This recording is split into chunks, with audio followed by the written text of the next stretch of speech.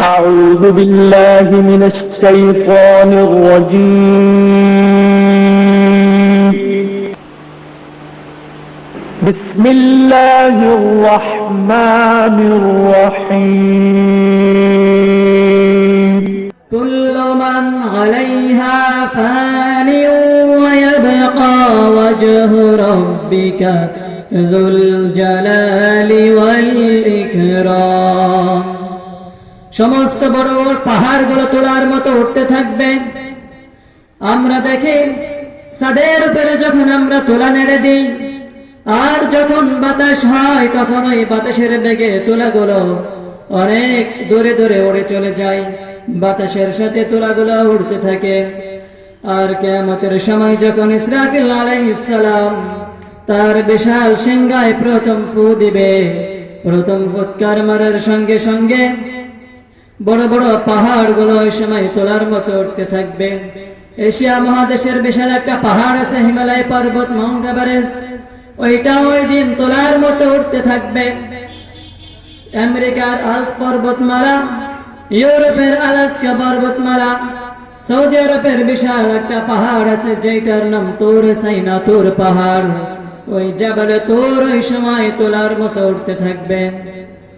বড় বড় পাহাড়গুলো সব নিঃশেষ হয়ে যাবে, তোলার মতো উড়ে এদিকে ওদিকে ছুটতে থাকবে।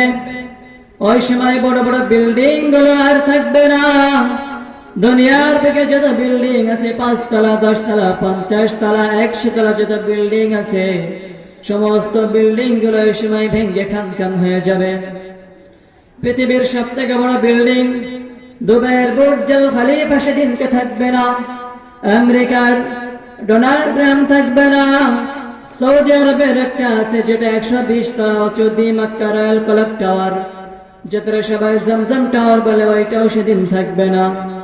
পৃথিবীর কোনো অস্তিত্ব থাকবে না। ওই সময় সব মানুষ থাকবে দুনিয়াতে। দুনিয়াতে তখন ভালো মানুষ থাকবে, খারাপ মানুষ থাকবে।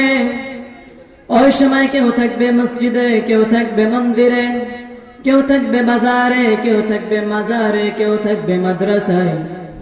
মানুষগুলো বিভিন্ন কর্মের ভিতরে লিপ্ত থাকবে।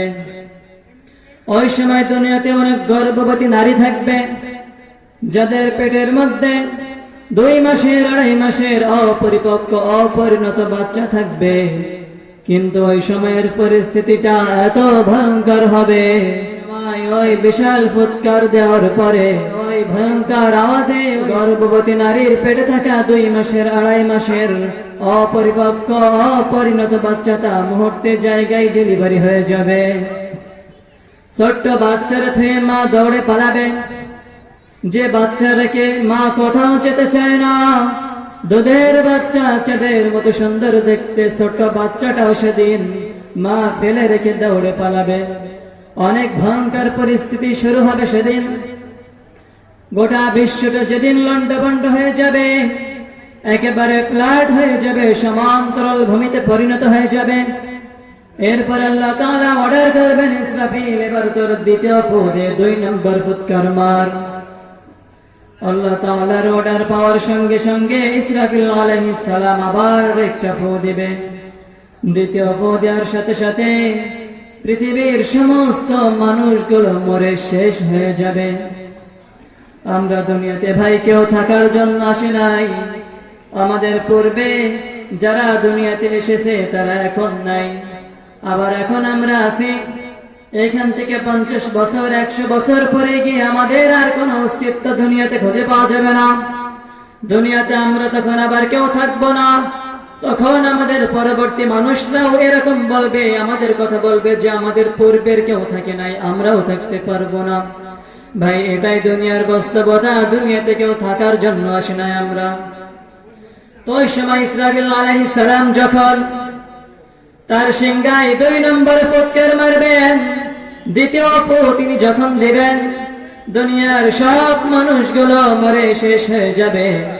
আল্লাহ তাআলা বলবেন, ইয়া মালাকুল মাউত, মৃত্যুর ফেরেশতা আজরাইল, যা দুনিয়ার সমস্ত মানুষের রূহ বের করে নিয়ে আয়। আল্লাহ তাআলার অর্ডার পেন আজরাইল দুনিয়াতে এসে একের পর এক সমস্ত মানুষের রূহ বের করতে শুরু করবেন।